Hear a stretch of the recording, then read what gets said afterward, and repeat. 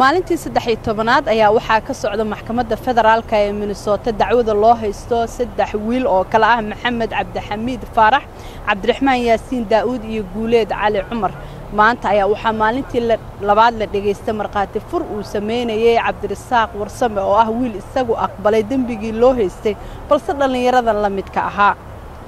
saaka ayaa maxkamaddu waxay dib u dhacday muddo 1 saac kadib markii qoysaska ay ka soo jeedaan eedeysanayaasha ay maxkamaddooda socoto iyo hooyada dhashay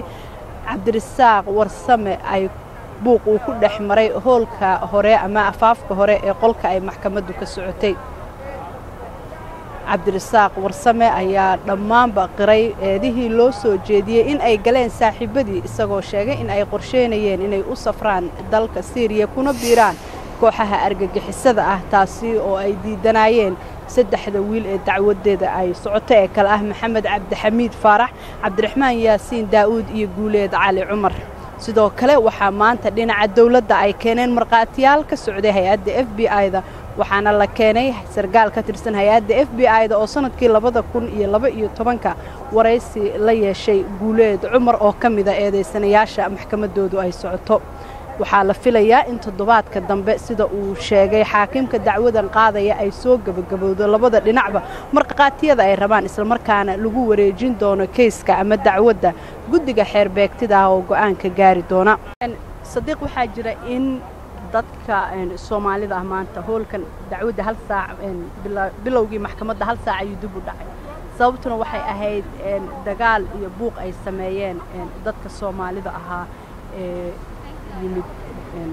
maxkamadda. sidee u aragtaa dacwadan inay u kala qaybinayso dadka ama bulshada Soomaalida ah? bismillaahir rahmaanir rahiim. horta dacwadan in muddo ayay socotay waxaa jiray dad kale oo horay maaragtay ku jiro yarka dawladda la shaqeynayo oo marqaati ka kacay oo macnaha marqaati ku filan dhalinyarada kale marka waxaan ma aysan jiri karin arinta maanta dhacday iyo shalay waxay ahayd xoogaa yar waxaa jira qoysaska kamid ah wiilka cusub oo hadda maaragtay kiiskiisa uu marqaati kacayay in hooyadiis iyo maaragtay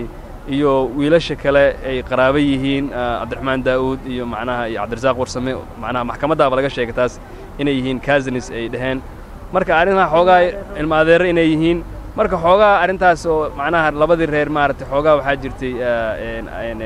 xoogaa yar oo maaragtay ay xurguf yara shalay ayay ahayd maantana waa arkaysa waxa dhacday waxa waaye hooyay gabadheeda ayay ahayd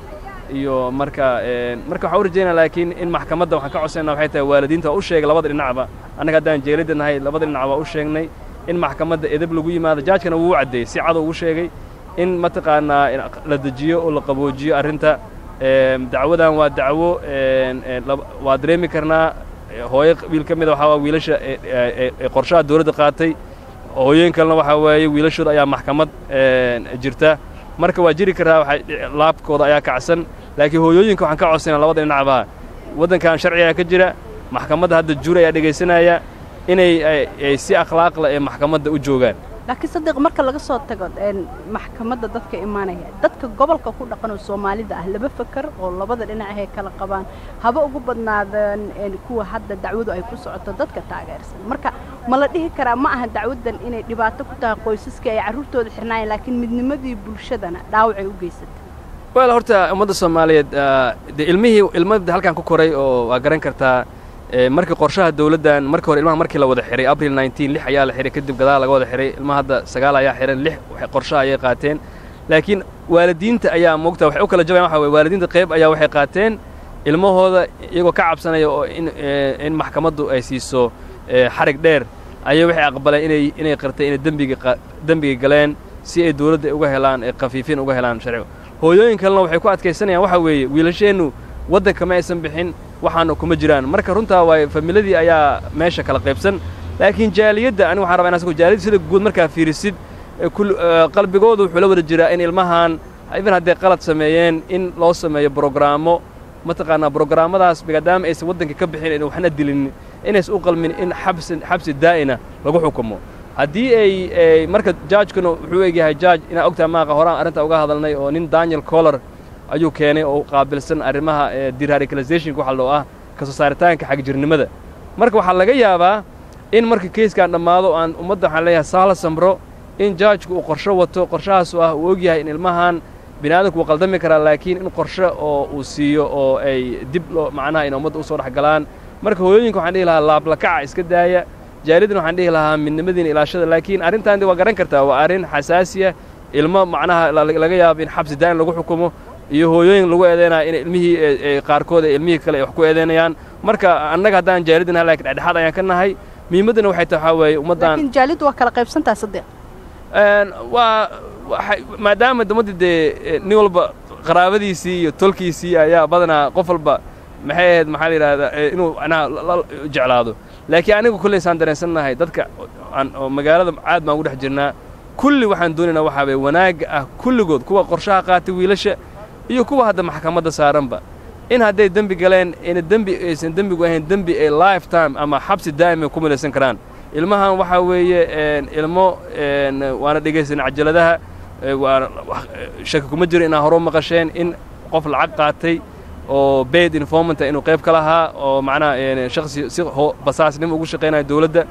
marka jaaliddu arrintan waxaa la dhihi karaa waxay noo tahay cashirkaasoo ah inaan ka baranno inaan ilmaheenna ka warqabno ilmaheenna wakhti gelinno إن شاء الله تعالى خير يكون دمبينيس لكن صديق تاني لبدي يكون يلح يتبنك لبدي يكون يتضبي يتبنك اللي يراك تكتب قبل كان كبيرت على الشباب معه مركي وجوه الرئيسي اللي يرادوا أي وطن كان كبحان أيوة كبيرايا كوحة حق جرين bulshadu haddii tii hore ay ku baraarugu weyso tanna hadda ay ku kala qaybsan tahay ma la dhihi karaa mashaakilka ugu badan oo dhalinyaradan dhibaatadaba ku sii riixay ama aan ka qaban karin waa bulshadii oo kala qaybsan bulshadii oo iyada laftirkeeda aan dagaal kula jirin fikradaha ilmahooda xaq jireynaya horta shaki kuma jira dee annaga markaan halkaa imaanan anagoo kala qaybsanayaan nimid weli dagaalkii sokeeyey Soomaaliya ummadda Soomaaliya weli dib u heshiisiin rasmi ah ma ka dhicin qurbiina waxaan leeyahay anagoo wali heshiin ayaan waxa dad kala shakisan baanahay saas way tahay haddana ilmihii halkan ku dhashay waxa la dhihi karaa iyo hooyooyinka xiriirka ma dhaxeeyo iyo hooyinka iyo aabayaasha iyo waalidka ilmaha halkan ku dhashay runtii waxa la dhihi karaa waa ilmo meel kale la jaan qaaday waana arkaysaa sababta hadda markaa maxkamadda ka warqabtid waxa weyn oo iyaga fikirkooda influence gareeya ama saameynta ku sameeya waa social media marka waxa adduunka ayaa global noqday oo noqday isku soo dhawaaday laakiin jaaliyadda waa ku celinaya arrin imtixaan weey fiiri ummad walba dib ayay martaa annaga ummadihii hore naga soo horeeyay wadankan dib ay soo mareen annaga hadda waxa uga duwanaa kaliya waxa weeye we are 24/7 news ana 24 saacadood ayaa news ku jira marka wax yar oo hadii la arko dib waa la arkayaa laakiin jaaliyadda dad wanaagsan oo shaqaysta oo 99% oo